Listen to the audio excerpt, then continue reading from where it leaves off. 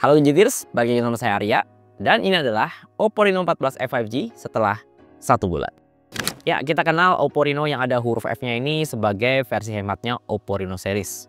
Namanya mungkin nggak sepopuler abang-abangnya, kayak Oppo Reno 14 atau Oppo Reno 14 Pro, yang udah pasti dijajarin paling depan. Tapi in this ekonomi, dimana kalau mau upgrade HP aja mesti mikir 2 kali, harga di sini tuh jadi pertimbangan yang cukup sensitif ya buat sekarang. Ya mungkin Oppo Reno 14 F5G ini tuh nggak se-fancy atau nggak sengebut abang-abangnya. Tapi dengan harga mulai dari 4,6 juta dan kita masih dapat tongkrongan atau fitur yang mirip-mirip, ini bisa jadi alternatif yang lebih masuk akal sih. Tapi ada yang beda nih di Oppo Reno 14 F5G kali ini. Karena sekarang tuh semuanya udah rata pakai 5G. Dan varian memori juga lebih banyak ya. Sekarang ada 4 varian memori. Yang paling bontot itu yang 8/128GB, itu yang paling murah di 4,6 juta. Dan sekarang varian setengah tera atau 512GB-nya tuh udah balik lagi. Tapi kalau pengen yang paling atas ini sih harganya memang lumayan ya. Tipis-tipis udah mulai deketan lah sama Oppo Reno 14 yang reguler. Yang harganya tuh udah kepala 7 alias udah 7 jutaan sekian. Kalau sweet spotnya sih mending yang storage-nya 256GB kayak yang saya pakai ini. Ada yang varian 8/256 atau 12/256. Yang harganya tuh sebenarnya masih plek sama ya kayak seri yang sebelumnya. Ya mulai dari 5,5 juta sampai 5,99 juta. Ya seri F ini tuh bedanya hampir 2 jutaan dengan Oppo Reno yang reguler. Dan betul, material jadi pembeda banget di sini. Oppo Reno 14 F5G ini tuh pakai material yang full plastik ya. Jadi kita nggak akan nemuin material metal atau kaca di HP ini. Tapi tentu aja jangan samain material plastik HP ini dengan plastik yang ada di HP 1 atau 2 jutaan ya. Ini cukup beda sih. Karena di sini tuh plastiknya cukup solid, rapat, dan ya ini masih berasa mahal kok kalau dipegang gitu. Dan yang bikin saya nostalgia sama seri sebelumnya di bagian housing kamera ini. Ini tuh masih ada efek menyala ya di bagian housing kameranya. Dan masih tetap dipertahanin di Oppo Reno 14 F5G ini. Cakep sih, ini kayak jadi semacam karakter. Ya cuma warnanya jadi berubah aja. Kalau yang sebelumnya itu warna biru, sekarang jadi warna hijau. Tapi sebenarnya warna yang baru itu yang warna opal blue. Nah, ini sama kayak di Reno 14 dan Reno 14 Pro. Varian warna opal ini tuh sekilas kayak ichor mermaid ya. Dan ini udah pakai teknologi iridescent glow. Jadi ini ada semacam 12 lapisan material ya, yang konon kalau kata Oppo sih dia bakal ngasih efek warna yang berubah-ubah tergantung kita ngelihatnya dari angle yang mana. Salut sih sama Oppo yang cukup serius ya kalau soal bikin body yang estetik dengan warna yang kayak high tech gitu ya. Dan ini tuh jarang banget digarap sama brand HP lain. Nah sisanya HP ini tuh punya tongkrongan yang plek-ketiplek sama kayak abangnya. Termasuk skill tahan air atau tahan debu IP69. Ya nggak cuma bikin HP ini tuh tahan diceburin ke dalam kolam renang ya, tapi juga tahan disemprot pakai air bertekanan tinggi. Skill nyebur ke dalam airnya juga menurut saya cukup optimal dan maksimal karena bisa kita pakai buat ngonten di dalam air. Jadi di sini juga udah ada mode underwater ya, yang mana memungkinkan kita buat ngambil foto atau video cukup dengan tombol volume dan layarnya tuh nggak akan geser-geser sendiri karena fungsi layar sentuhnya bakal dimatiin sama sistem. Nah, peningkatan yang saya rasain, sekarang kita bisa ngonten video 4K di mode underwater ini. Dulu tuh di Oppo Reno 13 F5G, kita tuh cuma bisa ngerekam Full HD aja di mode underwater. Jadi belum bisa 4K waktu itu. Cuma saya tuh agak takut sebenarnya kalau ngerekam 4K di dalam air karena ya tentu berpotensi bikin HP-nya juga cepat panas. Jadi karena processing 4K itu lebih banyak, lebih tinggi, tentu juga bikin chipsetnya dan berbagai komponen hardware-nya tuh akan bekerja lebih keras. Dan ujung-ujungnya takutnya nih kalau panas berlebih itu juga bisa bikin lensa kameranya tuh ngembun. Tapi so far ketika saya pakai sih aman-aman aja ya, nggak ada masalah yang saya takutin tadi. Dan saya ngebacanya kalau HP ini tuh punya manajemen suhu yang lebih bagus dari seri yang sebelumnya. Sampai Oppo tuh cukup pede ya buat ngasih upgrade skill ngerekam 4K di dalam air kayak gini. Satu hal yang bikin betah pakai HP ini lama-lama itu tentu aja di ColorOS 15-nya. Asli sih, ini UI tuh underrated banget ya. Namanya mungkin gak sepopuler One UI-nya Samsung, tapi pengalaman pakainya udah di level yang mirip-mirip.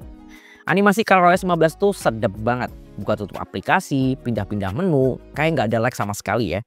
Untuk urusan kustomisasi juga udah ada Flux Themes yang bikin kita tuh feel free buat nge-custom home screen, termasuk setup icon yang minimalis dan lock screen yang ala-ala 3D. Live alerts ala Dynamic Island juga udah ada ya, dan bikin punch hole di HP ini tuh jadi berasa lebih hidup sama aktivitas di aplikasi tertentu. Bahkan fitur AI-nya tuh di sini so far udah full team ya, nggak ada yang dikurang-kurangin. Paling yang membedain sama Oppo Reno 14 series yang lebih mahal itu lebih ke akurasi dan kecepatan AI-nya ngeproses. Di galeri, objek erasernya juga udah makin pinter, udah lebih rapi dan lebih bersih ngeditnya. Cuma kadang ada 1-2 lah generate yang agak ngaco, alias nge-replace objeknya tuh kayak kurang pas sama foto aslinya. Nah yang baru, AI-nya juga udah bisa ngebantu ngatur komposisi yang estetik buat foto kita nih. Jadi kalau ada foto yang angle-nya ngasal, ini bisa dibenerin atau dilurusin pakai AI yang satu ini. Nah, fitur AI yang ada di HP ini sebenarnya lebih menyempurnakan apa yang udah ada sebelumnya ya. Kayak dia tuh lebih otomatis aktif di momen-momen tertentu. Dan case kayak gini tuh yang bikin saya kayak inget terus gitu, saking amazed-nya. Jadi pernah waktu itu saya join Zoom meeting dari HP, kebetulan lagi di jalan ya, dan nggak sempet buka Zoom dari laptop.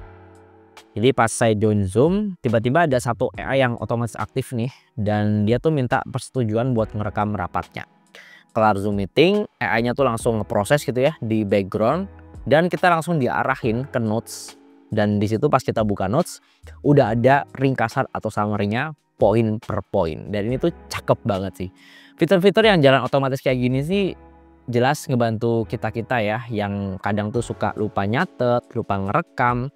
Jadi berasa kayak punya asisten pribadi yang siap standby kapanpun.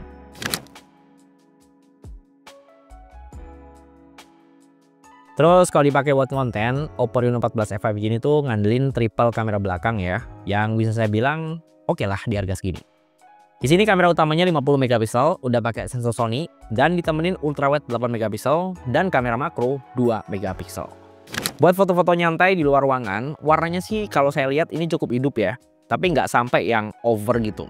Kita masih bisa enjoy ngeliat warna hijau daun atau biru langit yang cukup natural dengan saturasi yang naik tipis-tipis. Dynamic range-nya juga mantep ya. Ini kamera bisa jagain detail di area yang terlalu terang sampai yang agak gelap. Porsi warna putihnya juga menurut saya cukup akurat di beberapa foto. Cuma satu catatan aja sih buat kameranya. Kadang preview kameranya tuh suka ngeprank gitu.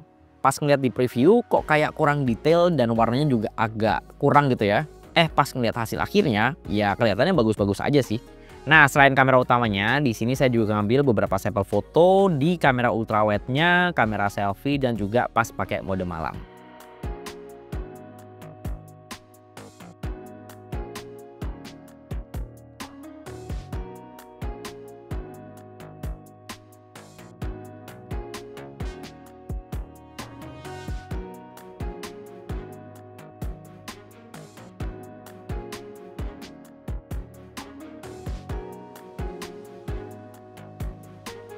Kalau dipakai buat ngevlog, kamera depan Oppo Reno 14F ini angle-nya saya suka ya, ini lega banget, kiri kanan atas bawah tuh kayak masih dapat space yang lumayan itu, padahal tangan saya tuh nggak terlalu maju. Dan ini saya rekam sambil jalan, nggak pakai stabilizer, nggak banget ya. Ini kalau saya arahin ke backlight, muka tuh masih dapat highlight yang lumayan ya, nggak yang auto hitam gitu.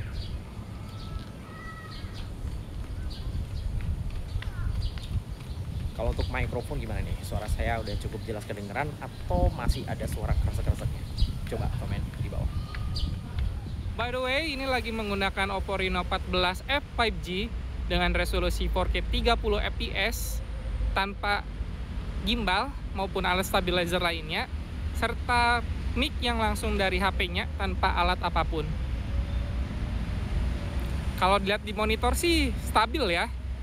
Gimana menurut kalian? Kita coba sekalian autofokusnya.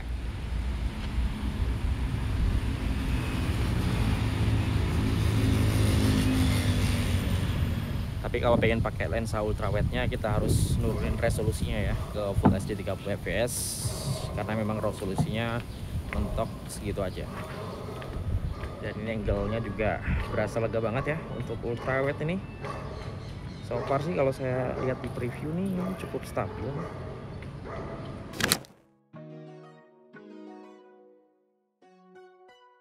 Terus kalau dipakai buat main game gimana nih? Ya, di sini saya pakai buat push rank Mobile Legends dan di sini tuh Oppo main aman ya. Dia ngelock frame rate-nya di 60 fps aja. Jadi udah di settingannya ke super frame rate-nya alias harusnya 90 fps tapi tetap gak naik-naik di HP ini. Ya kalau dihajar 2-3 match berturut-turut jelas masih aman banget ya. Dan suhu bodinya juga ya paling cuma hangat-hangat dikit lah. Nah kalau penasaran ini HP bisa main Wuthering Waves apa enggak, ya tetap bisa kok. Cuma ya jangan dipaksa di settingan yang paling mentok kanan ya. Dia tuh bakal ngelimit di 30 fps. Main di medium menurut saya sih lebih oke ya. Seenggaknya masih bisa dapat lebih smooth di 35-40 fps. Terus kalau main soal konektivitas, HP ini juga cakep banget Pak. Jadi kalau kita punya circle teman-teman yang pada pakai iPhone atau iPad, tinggal install aja aplikasi O+ Connect di iPhone atau iPad dan aktifin Share with iPhone di HP Oppo-nya. Dan proses transfernya juga cepet banget. Untuk daya tangkap sinyal, HP ini juga menurut saya cukup oke ya. Mau itu sinyal WiFi atau seluler, ini masih sangat-sangat stabil di kondisi yang ibarat kata susah sinyal lah. Ini kebantu banget sih sama AI Link Boost yang udah ketanam di Oppo Reno 14 5G. Bahkan pas saya pakai di lift, tempat yang biasanya sinyal putus-putus, ini saya pakai WhatsApp call masih tetap connect. Kalau untuk GPS, kunci lokasinya tuh cukup oke ya di outdoor dan akurasinya juga cukup bagus. Cuma kalau udah dipakai di dalam ruangan atau di dalam gedung, memang performa GPS-nya di sini agak kurang ya. Kayak dia nguncinya nggak terlalu satset dan akurasinya juga kadang suka agak jauh gitu sama titik asli yang ada di Maps.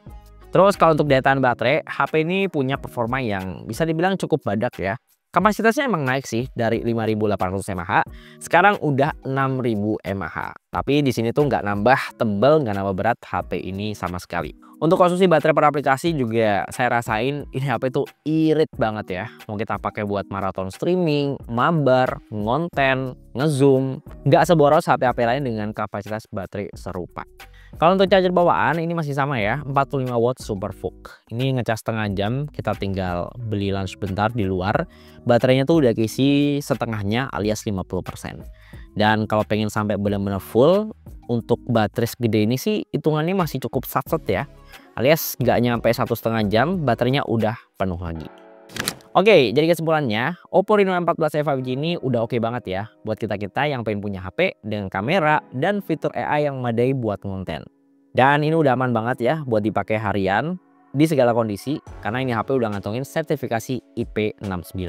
Nah, buat yang tertarik bisa nih langsung aja beli Oppo Reno 14 5G ini sekarang di tag produk yang ada di kiri bawah video ini.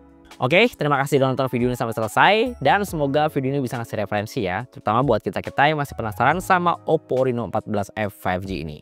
Di sini dengan saya Arya dan di belakang kamera ada Tama. Sampai ketemu di video berikutnya.